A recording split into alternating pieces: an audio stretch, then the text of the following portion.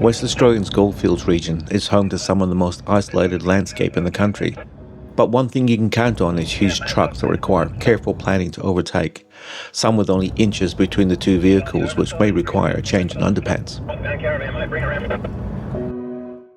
Today we are heading deeper into this terrain, towards Lake Ballard.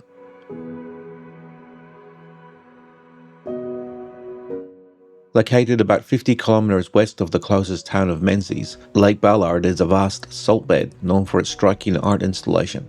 51 metal sculptures scattered across the lake bed that was created by artist Sir Antony Gormley and is known as the largest outdoor gallery on Earth. But beyond its artistic significance, Lake Ballard offers something even more extraordinary, some of the darkest skies in the region. With minimal light pollution and expansive views, it's an ideal location for astrophotography. This is Lake Ballard, where art, nature, and hopefully some clear and dark skies come together.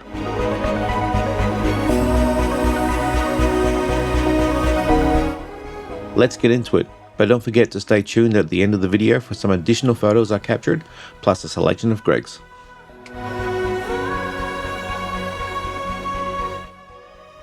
So I made it to Lake Ballard, got our spots, so we're all kind of set up for tonight, just venturing out onto the lake itself and to check out some of the sculptures. This installation is done by an artist called Anthony Gormley. I think that's the name, I'll need to double check that. But these are sculptures based on the people in the town that's close by. So I think there's about 51 statues altogether that make up the installation, and each one has been based on, as I said, somebody in the local town. I believe they're all being digitally scanned, and he's based all the statues on the actual people, which is really cool. I'm out here at one at the moment, so just having a bit of a look around, trying to work out where the Milky Way is going to be tonight, where it's going to be tomorrow night. I think tonight is going to be more about focusing on the statues itself, given that it'll be a rising Milky Way. I think that's going to be pretty nice to focus up real close to one of the statues and then have the Milky Way behind it. With tomorrow morning, with the setting Milky Way, we'll be able to capture an arch, and kind of thinking about using the hill behind me as a feature for that setting Milky Way. So we can set it up, we can actually have the Milky Way around the curve of the hill itself. The sculptures are actually a lot closer together than I expected. It's over, I think, a 10 square kilometre area. But just standing here, I can easily see, I'd say about 10 of them without venturing too far. So we've got plenty of choices. And I think tonight I'll probably do a couple of different sculptures. I think that's probably what's going to be the focus, is rather than trying to come up with different compositions, I might just try and do different sculptures and see how that looks.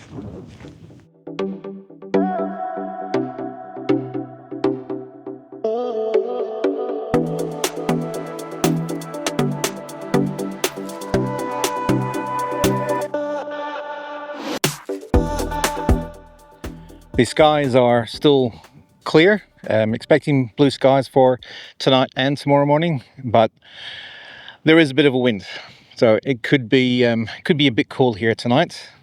So I'll have to make sure that I get all rugged up. The statues themselves are, I expected them to be taller. I don't know why. It could have been just from some of the images that I've seen previously, but it looks like they're actually life-size. I kind of expected them to be maybe 6 foot or so, but I think most of the statues would be about around about 5 foot, maybe a little bit more. So I'm expecting that these are actually life-size statues, which would make sense. I'm also curious to know about the placement. I'm wondering if it's got to do with where they live in the town, or how close they are to each other, and that kind of thing. So that might be something I'm going to look up a little bit later on when I get back. But very cool, very cool.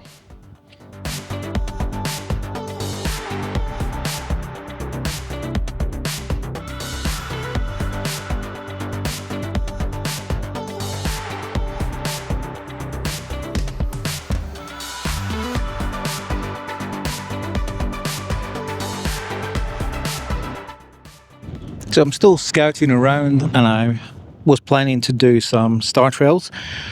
The last few nights I've been out, I've got some time lapses of the Milky Way, so tonight I'm going to do some star trails. Looking at this person, they're perfectly aligned with south, so that's going to be picking up some nice star trails. And I've also got them looking at me, so they will have these star trails in the background. I am pointing towards the campground, so there might be a bit of extra light, but I think I can probably edit out any additional light. I was also thinking about maybe angling the camera more upwards, so maybe getting the figure to be a bit more imposing on the back of the camera, and then have the star trails in the background. I probably will do a portrait star trail just because of the height.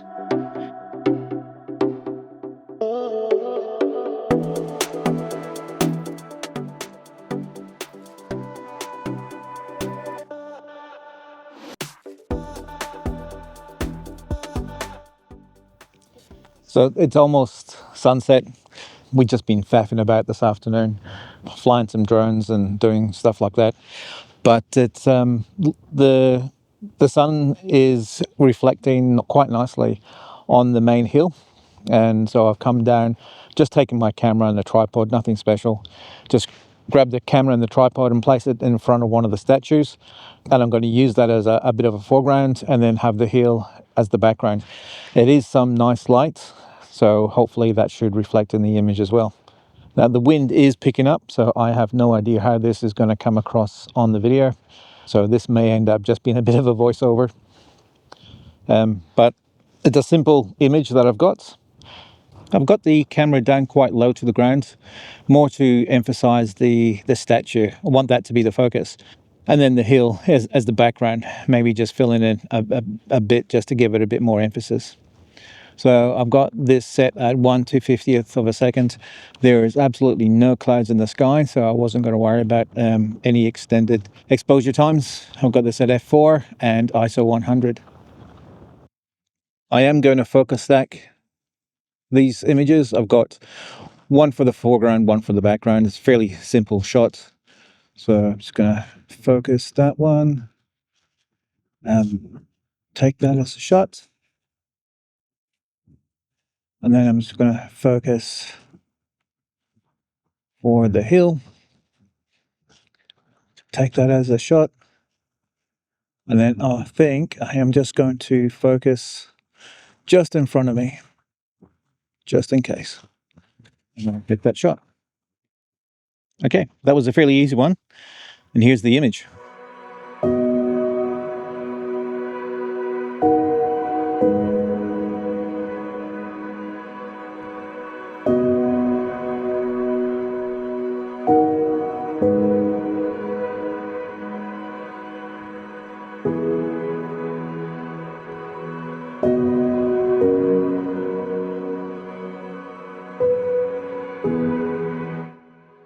The sun is well and truly down below the horizon. There's still a little bit of light coming through, but I ventured out onto the Salt Lake to try and to set up my star trails initially. So I didn't actually think it was going to be that hard to come back and find that same statue that I was looking at in the dark. So yeah, that's definitely on me. Definitely a lot harder than I was expecting. But I've managed to find it anyway. I think it's the same one. It was in the right direction. And I'm just about to set up my camera to start on the star trail. So I'm pointing south. I have some light pointing on the statue. I've got the camera pointing south. I have set up the camera to do 20-second exposures at ISO 2000 f2.8. So I think that's going to give me plenty to deal with. Actually, that's probably going to be way too much. I need to change that, but probably something a bit less than that. So I'll probably move that down to about 800, I think, given that it's f2.8, and I will set off that time lapse. This is the sculpture that I was looking at previously, so I think I managed to find the right one. I've got a little light set up to try and light it up a little bit while the time lapse is happening, and I have got the camera set up And I'm just going to make some small adjustments to the exposure time, to the ISO, and then I'm going to set this off. So with the time lapse already going, there's still a little bit of time before the Milky Way comes up. I thought I'd try again with the Rho Ophiuchi that Greg was talking about yesterday. I am sure I am butchering that. But anyway, I know roughly in the sky where it is, so I'm going to give that another try. I've set up the star tracker again, and it seems at the moment I can get about 40 seconds without any trails at 100 mils again. So I've got the same lens that I had on last time. I've got the 100 mil Canon RF. It's an f2.8. And I think that's probably going to be my best bet to try and capture that particular area of the sky. But I do need to have the tracker going, otherwise I'm not going to get more than a couple of seconds at a time. So I've set up the tracker, pointing south again, as I usually do for the alignment. And I'm just going to point the lens at the particular area of the sky and then see what happens. I got a better idea of what I'm doing, what area I'm trying to capture now, so hopefully this will be a little bit better. I've done a test shot and I've noticed again that this sky is quite brown. The last time this happened was when I was at Lake Campion, so I'm wondering if it's something to do with the something in the air from the salt lake. I'm hoping that I can edit this in Photoshop and remove the brown just to give it a nice dark sky. So I've taken the shots. I ended up going with 30-second exposures. I have tried to stack them, so I've got about 20 shots stacked for one section, and then I've taken another section just below it, and I've stacked that as well with 20 shots. So I'm going to put those together now, and hopefully it looks okay.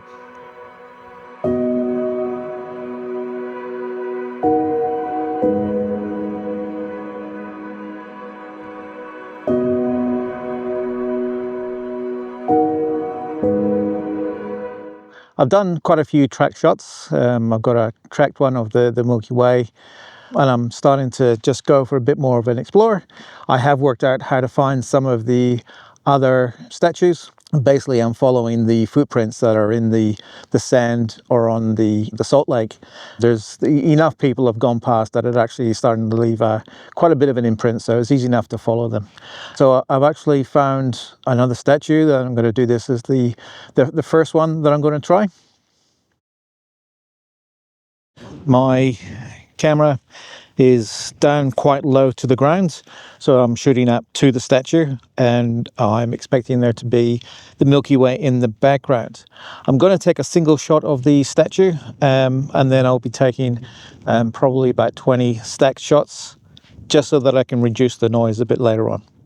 I might be a little bit cheeky later on, I don't know yet. I might use one of the track shots as the background, but I'm still going to wait and see. But for the moment, I'm going to take this guy as a foreground, and then I'm going to do some 20 shots to stack later on.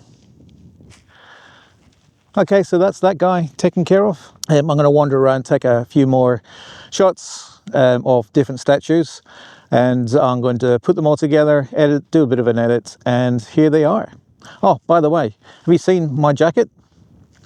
I don't know if you saw it in some of the earlier video, but it's a Milwaukee, I think it's an M12, M11, something like that, but it's a heated jacket, and I'm about to test it out because it is cold out here. The wind, you probably can hear that on the microphone, the wind has actually started to pick up again, and there's just nothing to slow it down, so it's getting quite cold. If you're interested in a review of the heated jacket, let me know, put it in the comments down below. But for the moment, here's the rest of the images.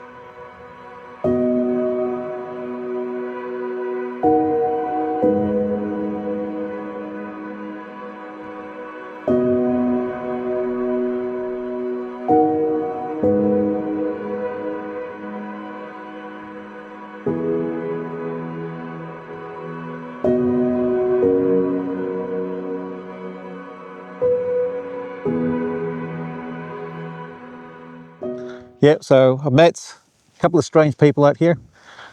One you've met before, one we've just met today. How are you going so far, Greg? Yeah, I'm making new friends. Yeah, Yep. I've got very friendly with my my foreground portrait Yep. shot here. Yeah, doing really well. I've done a big 35mm full arch, tracked arch, and a couple of tight 85mm small panos. So like 5 rows by 5 shots by 4 rows, Yep. something like that. You know what I mean? Yeah. And yep, they're working really well. And Nice. I want to get a star trail and a time lapse before the night's over somewhere, and maybe a vertical Milky Way Yes. as well. Yeah, that's still on the cards for. Yeah. What, yeah. maybe 1 o'clock after an hour's sleep or so? Yeah, I think 1 o'clock is about when the Milky Way goes vertical. Yep, So yep. that should be pretty cool. And I'm pretty keen to see the 35mm pano. Yeah. Not quite there myself. I'm still stuck on the 20mm panos. Yep. But yeah, I'll work up to it eventually. Once you go the longer focal length, you can't go back, Paul. And how are you doing with the cold at the moment? I'm a little colder than you because I don't have the heater jacket on, unfortunately. The heater jacket is, I mentioned that earlier that I was going to put it on. It's, keeping me a little bit more toasty than what it was before. But yeah, definitely needed that here at the moment. Yeah, I reckon it's probably down to 3 or 4 degrees at the moment. Yeah, and that wind is picking up. The wind's the problem, It's icy. Yep. Cool. Awesome. All right. Yeah. Let's keep on. Yep, keep on kicking on and see what happens for the rest of the night. Yeah. Okay, Cool. mate. All right. Cheers. See ya. Okay, well, I think I've been around as many sculptures as I'm going to get to tonight. Did another pano with one of the sculptures, so I'm going to use that with the pano that I did for the Milky Way. It is freezing. It's certainly dropped another couple of degrees since I last spoke to Greg. So yeah, I'm a bit sad, but also a bit happy to call it a night now. I think I've exhausted everything that I wanted to do, which is great. So yeah, I'm just going to call it a night. The jacket made a big difference. It was certainly worthwhile putting on. It didn't really warm me up, but it certainly took the chill off the weather for a while. I think Greg's still around here somewhere. I've kind of lost him now, but I'm sure he'll be along anytime soon. Back at the spot where I started the time lapse, so I'm just going to wrap that up right now. So here's what the time lapse captured.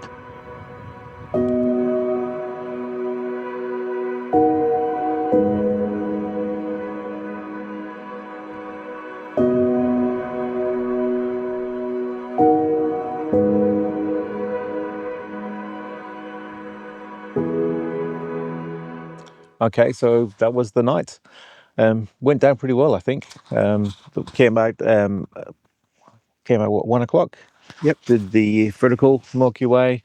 Then I came back out again at about 3 o'clock and took some images for the setting Milky Way. That was a little bit harder than it should have been, just probably more from the lack of sleep and the cold, but it's done.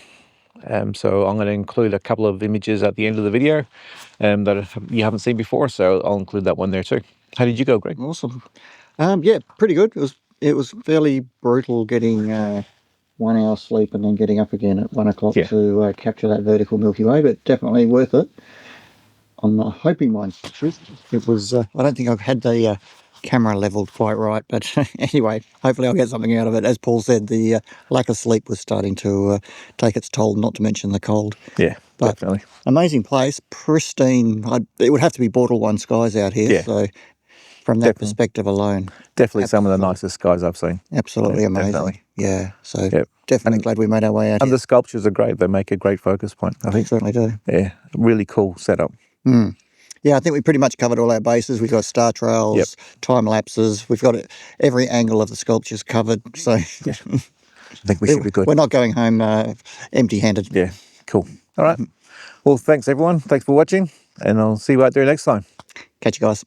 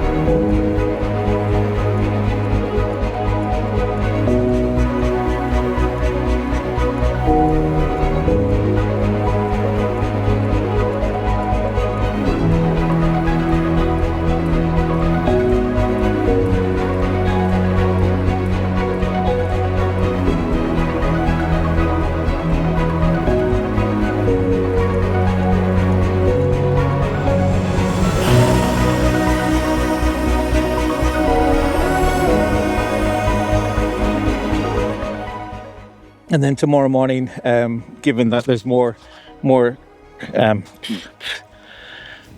stupid. The sculptures are actually a lot closer to their life